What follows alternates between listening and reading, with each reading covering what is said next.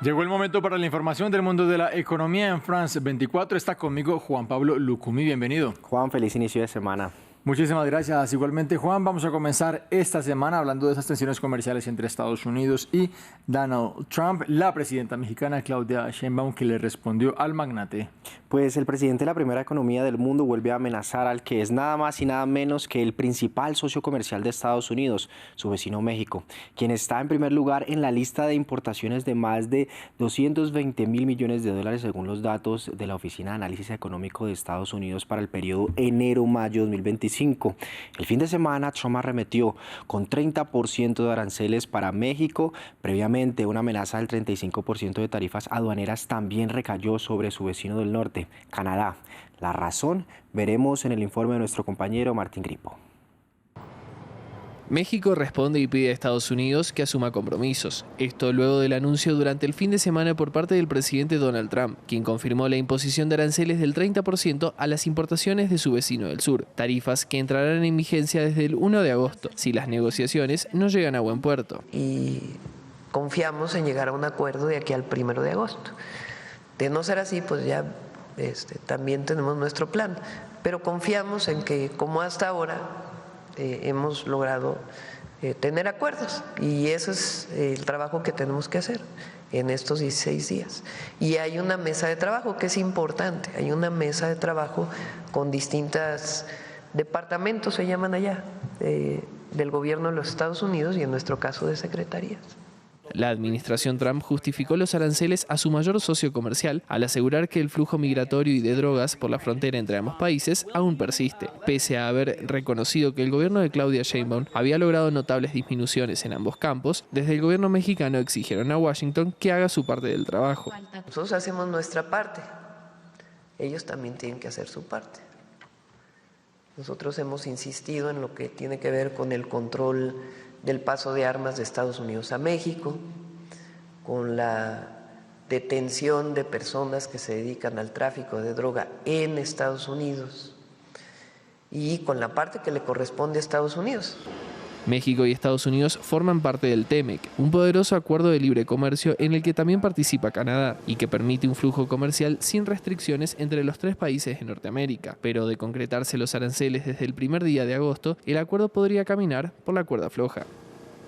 Esta guerra comercial del presidente de Estados Unidos que marca la agenda económica, el magnate que tiene muchos frentes abiertos, incluido uno con la Unión Europea. Juan, y parece que ya no hay muchas explicaciones de la Casa Blanca de dónde salen los porcentajes arancelarios que anuncia Donald Trump. Hoy las bolsas europeas cerraron con algunas pérdidas porque Trump propuso un arancel del 30% a sus productos si no llegan a un acuerdo comercial antes del 1 de agosto. Hablamos para el bloque de los 27 países. Desde el corazón de la Unión Europea, justamente, Esther Herrera nos envió este informe. Los ministros de Comercio de la Unión Europea se han reunido hoy aquí en Bruselas, en que apoyaron la estrategia de seguir negociando con Estados Unidos el máximo posible hasta el próximo 1 de agosto. Esto se produce después del malestar sonoro que ha provocado la carta de Donald Trump de este pasado fin de semana, en que anunciaba un aumento del 30% de los aranceles a la Unión Europea si las conversaciones fracasasen.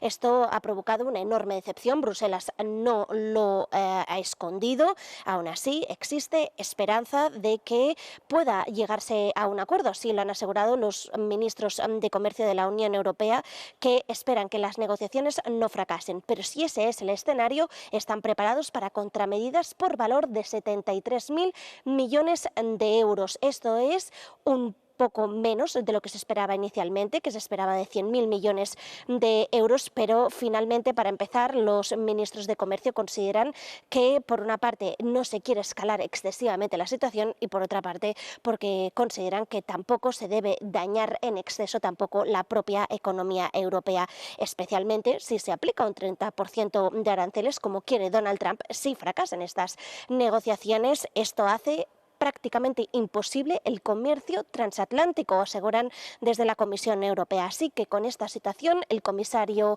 europeo de Comercio, Maroš Šefčovič, asegura que las conversaciones van a seguir siendo constantes para intentar acelerar estas negociaciones. De hecho, hoy mismo ya tiene agendada una conversación telefónica con las autoridades estadounidenses, porque apenas quedan 2 semanas para poder llegar a un acuerdo. Para terminar, noticias de América Latina, el dato de inflación de Argentina. Que lo revisamos mes a mes, el país de Sudamérica que llegó a ocupar el penoso puesto del más inflacionario del mundo sigue mostrando una senda a la baja en su tasa de inflación. El dato anual fue de 39,4% en junio, mucho menor que el 43,5% de mayo y es un nivel al que no llegaba el país desde hace 4 años por allá en enero de 2021. El dato mensual en cambio repuntó levemente en junio desde el mes anterior, aunque ese 1,6% mensual también es un nivel bajo que el país no veía hace por lo menos unos 5 años. Los precios entonces siguen subiendo en Argentina, pero a un ritmo menor, y algunos ciudadanos tienen opiniones divididas. O sea, al tener aumentos con dólar quieto y precios más o menos quietos, te empieza a dar aumentos reales en el sueldo, como a diferencia de antes tenías solo un 100% de aumento, pero claro, la inflación era 150 y te terminaba pegando igual. En mi caso, al menos, con los ajustes que fuimos teniendo, de a poquito como que nos fuimos recuperando y veo un poco más de poder de compra. Tampoco es una cosa de loco, pero al menos es notorio con respecto a antes. Yo tengo todas las dificultades que tiene todo el mundo y esto te das cuenta cuando vas a comprar. No tenemos aumentos en los sueldos. Yo trabajo en un sector que desde noviembre no tenemos aumentos y todo aumenta. Aumentan los servicios. Este es un país que se rige, no sé por qué, aumenta el dólar y se mueve todo. Juan Pablo Lucumí con la información económica, muchas gracias. Ahora van momentos para seguir hablando de números, Juan. A ustedes también, muchas gracias. La invitación como siempre a que permanezcan aquí en esta pantalla en France 24.